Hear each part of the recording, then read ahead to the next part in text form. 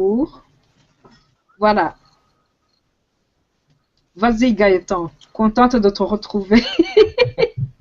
On avait dit, pourtant, tu n'étais pas Enfin, au cachot, hein. Je le jure, je n'avais pas non, mes amis au cachot. non, non, non, non. Puis j'ai pu même me balader, changer de pièce, etc. Utiliser tous tes bureaux d'ailleurs qui sont très très bien. Mais malheureusement, voilà, quand ça ne veut pas, ça ne veut pas. Donc, le ressenti. Alors, à la base, c'est vrai que j'étais surtout revenu partager un bon moment avec tout le monde, découvrir de nouvelles personnes aussi, parce que l'année dernière, j'avais été très intéressé par ceci. Pas que pour le fait d'ailleurs de venir animer, c'était vraiment pouvoir revenir rencontrer et découvrir de nouvelles choses. Le thème en lui-même, disons que j'avais déjà ma réponse un peu toute faite, qui était oui, on peut vivre de sa passion. Voilà. Après, ça dépend juste de ce qu'on appelle en vivre et surtout de sa passion. Donc voilà. Et de là, donc finalement, cette partie-là, ça m'a conforté, on va dire, dans mon idée. Ce qui m'a vraiment intéressé cette année, c'est les différentes personnes qui ont pu venir, les différents univers qui se sont rencontrés, et aussi de mieux découvrir l'univers du coaching, parce qu'on avait quand même beaucoup de coachs cette année, que ça soit vendredi ou samedi. On a eu aussi beaucoup plus de monde que les autres fois. En fait, Plus, pardon? je disais, le sujet, la passion, c'est l'humain qui interpellait quelque part. Oui, tout à fait. Oui. Tout à fait. Mais vu que pour moi, la passion fait partie même, que ce soit de ma personnalité et de ma façon d'en vivre, pas qu'au niveau du business, forcément, pour moi, la réponse était oui. Voilà. Mais c'était très intéressant de voir les différentes façons, justement, qu'on pouvait avoir d'arriver au même résultat, les différentes. Je me rappelle par exemple l'atelier de la honte, qui était une très bonne idée, de pouvoir se dire, voilà, finalement, on se met quelquefois les bâtons dans les roues, et ce n'est moins le budget que le fait de ses propres peurs et de ses propres hontes. Et ça, c'était vraiment très intéressant, comme les différents d'ailleurs ateliers, le personal branding, des choses comme ceci, qui nous permettaient d'en savoir un peu plus sur nous-mêmes et finalement, peut-être même de nous laisser réfléchir à ce qui était notre passion et notre rapport qu'on avait avec elle-même et avec les autres. Et c'était ceci qui m'a le plus intéressé, le côté vraiment relationnel avec les autres qu'on a pu avoir, les différents ateliers, mais aussi les réflexions que ça a pu m'apporter sur moi-même. Voilà. Ok. Quelqu'un veut-il rebondir? Oui, oui, on avait suffisamment parlé. Et alors, on parlait des visions éventuelles du futur. Euh, on a, je t'ai glissé un mot, enfin, au niveau d'un souhait d'organiser un barcamp technologie, dans ce Mhm. sens que la technologie est une voie, donc la voie pour avancer, ou est-ce une croix donc aux difficultés qu'on rencontre liées aux technologies, etc. Claude, toi, tu dois connaître l'évolution de l'appareil argentique à l'appareil numérique. Oui. Ben, l'évolution, il y a surtout une transition entre l'un et l'autre. L'argentique a continué à progresser un tout petit peu derrière quand le numérique est né, et le Mhm. numérique a suivi sa propre voie. Donc, je ne sais pas si on peut parler d'évolution dans ce cas-là, mais oui. De cohabitation, alors. Ouais, je pense qu'il y a eu une cohabitation pendant quelques temps, Mhm. et puis on a abandonné l'un au profit de l'autre. Oui, oui.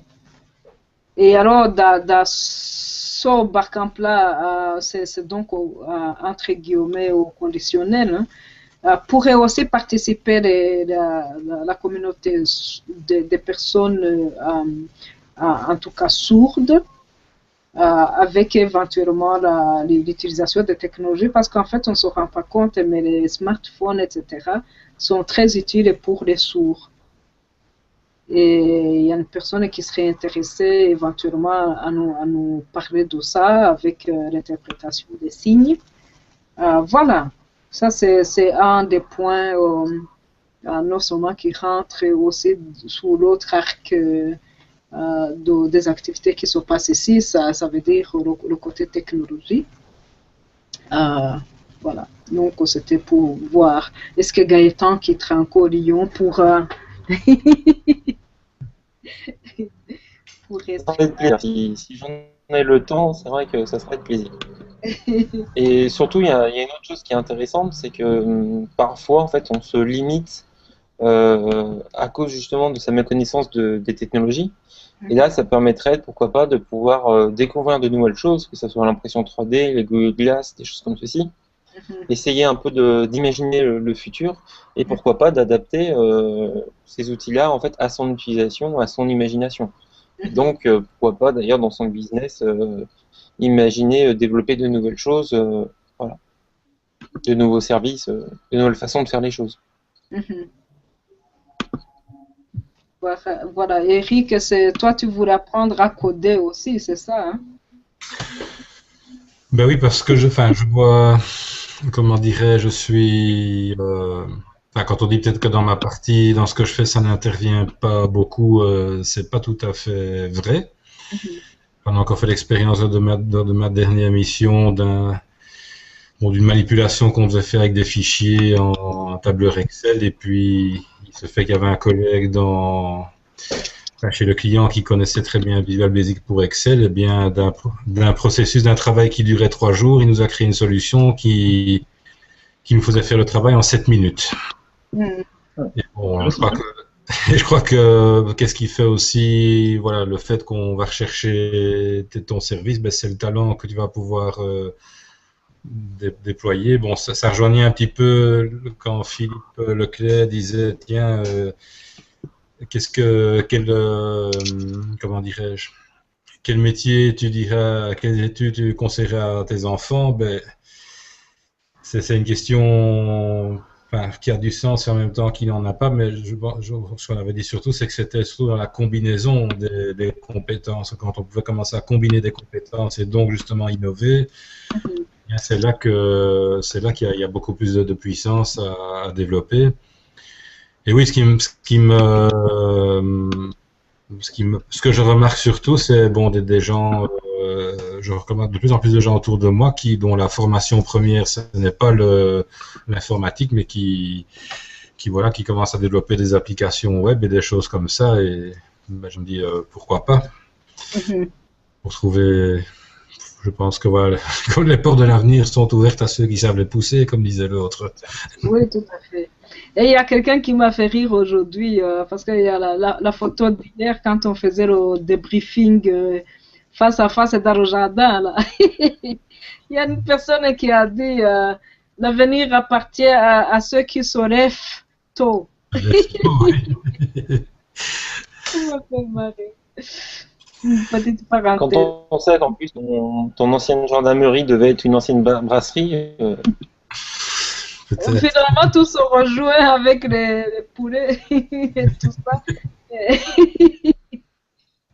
Et pour ceux qui ne comprennent pas, allez voir du coup le Facebook, le Google+, tous les réseaux sociaux où il y a à Curtis et le type. Oui, tout à fait. De quoi on parle, parce que ces 2 jours aussi, on a bien rigolé, quoi. On s'est marré, on a vécu, voilà. Ouais, puis comme je disais aussi, pour rajouter une petite parenthèse à ce que je disais, c'est que bon, c'est vrai qu'au niveau de la technologie, moi j'ai eu je sais pas combien de PC, je n'ai jamais eu besoin de l'intervention d'un technicien, sauf un jour pour me dire que bon que mon PC était complètement mort et qu'il était bon pour la poubelle. Donc là, j'ai dit ok, je ne pouvais plus faire grand chose. Mais bon, et quand je peux créer des choses avec cet engin, ben c'est vrai que c'est toujours une source de satisfaction. Il y a toujours une espèce de bien-être qui me traverse et je me dis voilà, pourquoi pas essayer d'accroître développer de nouvelles compétences dans ce domaine-là. Oui. En tout cas, ce que je disais aussi au niveau du barcamp, si je n'avais pas ces compétences informatiques, j'aurais du mal à gérer vraiment le centre et mes activités. Il y a tellement de documents à envoyer, tellement de choses à structurer. Et si je n'avais pas, des fois, clic sous la main, le dossier est fait, je le retrouve et je le recompose. Je ne sais pas. Si je devais t'appeler, par exemple, Eric, viens me faire ça pour que je le rende lundi, non. C'est vraiment pas du tout jouable, en tout cas en ce qui me concerne. Ou peut-être que c'est la passion qui m'aveugle. Bah, c'est clair que je crois que l'entrepreneur, plus il acquiert des compétences, enfin, on va dire des compétences, je dis secondaires, qui ne sont peut-être pas son core business, mais on dit d'un côté, il doit pouvoir s'entourer de professionnels qui vont peut-être l'aider sur des choses bien précises. Bon, je pense à un juriste d'entreprise, un avocat, un expert fiscal, Tout des à choses. fait. Oui. Mais pour les choses du quotidien, plus tu as de compétences, ben moins tu dois avoir recours à des services extérieurs et tu dis bon ben j'ai besoin de moins de moyens, donc je peux faire plus. Et le temps aussi. Et le Et temps, le évidemment. temps, oui. Enfin, le bon vieil adage qui dit on n'est Oui, c'est jamais mieux exactement ça. servi. C'est-à-dire qu'un entrepreneur vient souvent. Et pardon, Eric, tu disais. Non, c'est rien. Non, je disais le vieil adage qui dit on n'est jamais mieux servi que par soi-même dans certains cas. Et puis même si c'est pour ne pas le faire soi-même, c'est quand même important de savoir de quoi on parle. Oui. Oui, ouais. Ça permet aussi de pouvoir trouver la bonne personne Oui. qui correspond à ses besoins et surtout de mieux cibler ses. C'est vrai que pour un entrepreneur, c'est bien qu'il puisse savoir un peu tout ce qu'il existe et comment est-ce qu'il peut en profiter. Oui, tout à fait. Et dans ce sens, tu as totalement raison parce que des fois, les personnes ne se rendent pas compte, par exemple, qu'au niveau du site Internet, il est vraiment produit par la personne qui en est responsable, l'entrepreneur dont c'est son activité. Le contenu, c'est cette personne qui doit créer le contenu pour que le contenu lui ressemble. Mais il arrive qu'on rencontre quelqu'un qu'on lui dit, voilà, il faut que tu regardes ce que tu aimes bien, est-ce que... mais non, je ne dois rien regarder, c'est toi l'informaticien, c'est toi qui dois me trouver ça. Mais en même temps, si la personne n'est pas consciente des capacités, de ce qu'elle peut faire, de ce qu'elle peut avoir, de ce qu'elle peut exiger même. Qu'à partir du moment qu'on est dans le business, il y a aussi des exigences. Les objectifs à atteindre avec l'évaluation possible sur les points concrets. Tout à fait, oui. Au niveau d'être informé, quoi, d'être informé.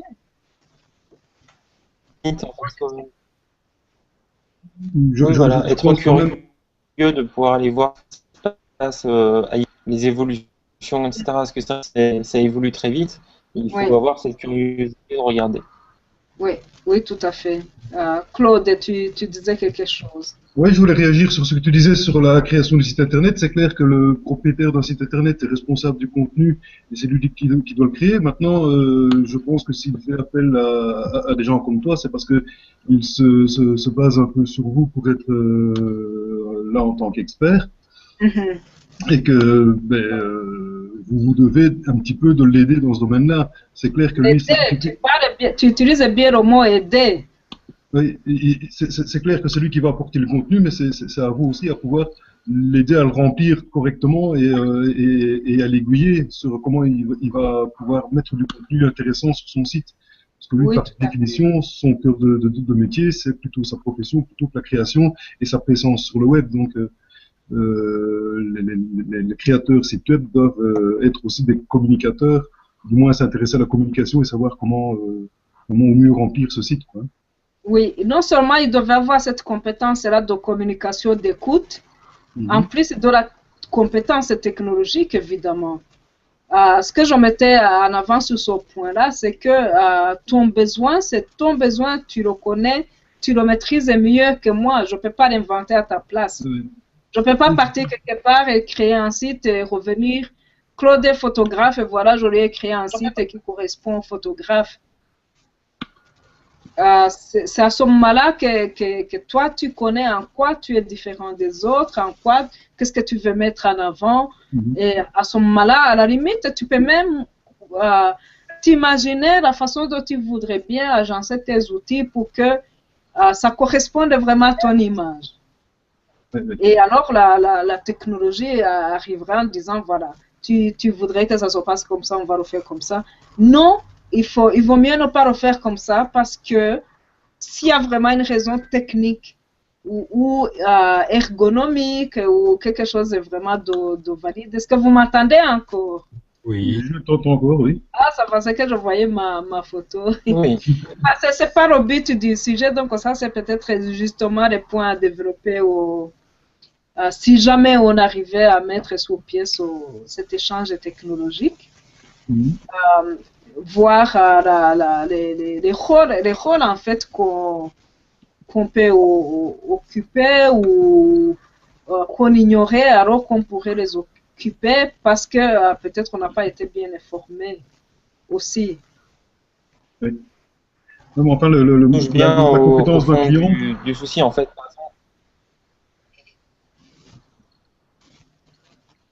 Oui. En fait, ce qui se passe, que c'est une stratégie à mettre en place. Et donc, à Nathalie, tu es développeuse. Tu n'es pas forcément agence web.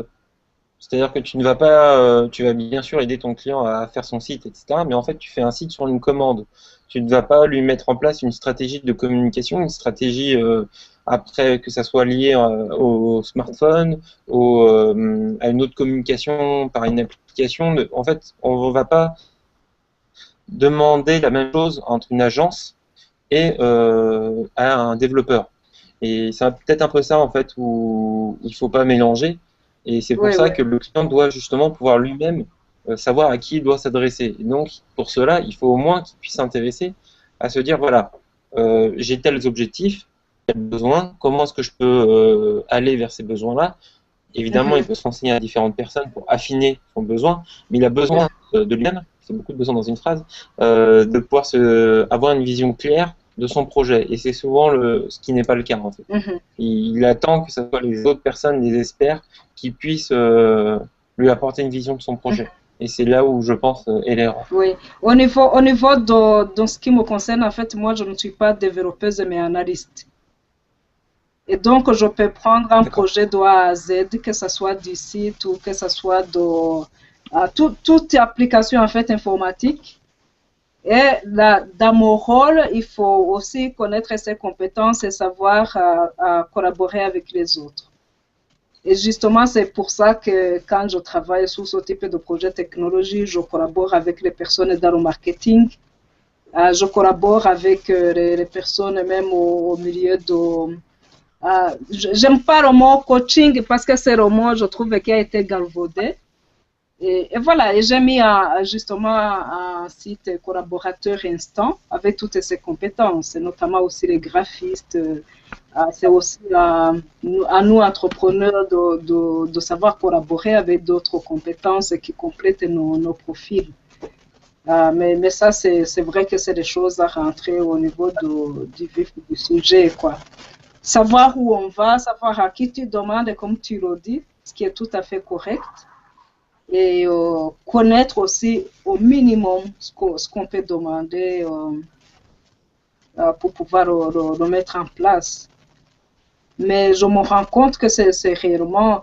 Et Claude, au niveau du contenu, si par exemple une personne se rend compte qu'il ne peut pas le faire, eh bien, il peut même s'adresser à un community manager qui pourrait le faire à sa place en fonction de...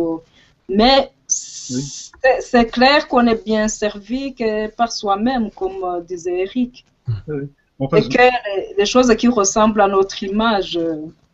Ce que j'aurais voulu ajouter sur le sujet, c'est que c'est clair qu'on n'a pas forcément toutes les compétences dans tous les domaines. Et c'est là l'intérêt de travailler en réseau, c'est de pouvoir rediriger un client vers quelqu'un qui a des compétences particulières dans la communication, alors que nous on ne sera là que pour créer le site web. Si je prends même une chose dans mon domaine, je peux être amené parfois à conseiller un client sur quel type de photo il serait préférable pour lui plutôt que d'autres, parce que quand il me demande un travail photographique, ben, il n'a pas forcément conscience de ce qui doit être montré et de quelle manière ça doit être montré. Donc ça, c'est là que j'apporte mon expertise de photographe en disant que c'est plutôt sous un tel angle de vue qu'on va prendre la photo plutôt qu'un autre. Mais après, toute sa communication globale doit être axée, doit être créée par quelqu'un qui est expert en la matière. Moi, je ne peux pas non plus me substituer à une stratégie de communication, ça c'est clair. Tout à fait.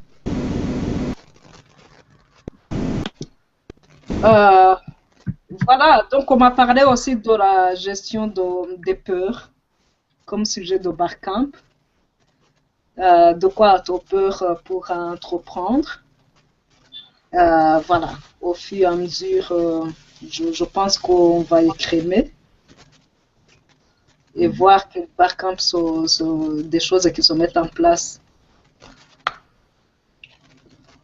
Selon un peu les envies de chacun, mais c'est vrai que le côté technologique, ça pourrait être intéressant, voir ce qui arrivera dans les prochaines années, et donc du coup aussi pouvoir anticiper sur son business quels seront les nouveaux concurrents qui risquent d'arriver. Tout à fait. En fait, je pensais carrément, mais ça nous en parlerons ensemble, à 2 Barcamp par an, dont un Barcamp d'office technologie. Très bien. En tout cas, venez voir à Cortiz les locaux, venez découvrir un peu, et notamment les ateliers comme Ikawa, ça peut vous intéresser. Hello, aucun type. D'ailleurs, on doit revenir. Ok, je pense que on a fait un peu le tour aussi. Et puis Gaëtan doit repartir à Lyon. Donc un tout grand merci Gaëtan de te déplacer tous ces kilomètres pour venir partager avec les autres. Vraiment énormément de choses que tu partages au-delà de ton jeune âge et par rapport à nous. J'ai adoré cette file qu'on a fait selon l'âge. À quel point. D'ailleurs, j'avais été gentil en me mettant à côté justement d'Eric, celui qui a voulu partir à l'autre bout. Il est plus vieux que lui, mais il n'a pas aimé la comparaison. Oui, mais attends, entre 26 ans et dans les quarantaines, et quand même. Comme quoi, l'intergénérationnel. La passion n'a pas d'âge. Exactement. La connaissance non plus. La connaissance non plus, exact. Parce que Gaëtan, tu es une mine d'or. Voilà, on n'a pas pu parler plus sur le précédent point. Mais ce que tu apportes humainement pendant ton séjour, je suppose que tu sais aussi en toucher des retours et voir en direct les réactions, etc. Voilà, donc un tout grand merci sur ce côté-là.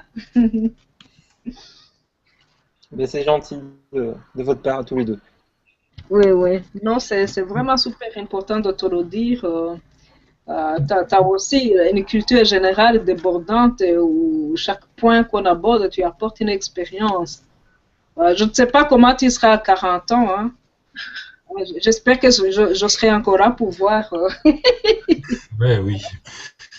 Je parle comme les vieux, mais la vieillesse, c'est dans la tête. Un groupe de personnes de plus de 80 ans m'ont dit, voilà, c'est ici que ça se passe. On sera encore pire que maintenant. Je peux franchement dire, tu peux dire merci à tous les deux parce que je pense exactement la même chose que... Claude, redis, parce que ça s'était coupé chez moi en tout cas. Je disais à Gaëtan qu'il peut carrément dire merci à tous les trois et non pas merci à tous les deux parce que je pense exactement la même chose que vous à son sujet. J'ai été relativement épaté de ses connaissances et de l'étendue de ses compétences dans le domaine. Eh ben, je remercie l'ensemble des participants si vous le pensez tous. C'est très gentil, ça me fait chaud au cœur.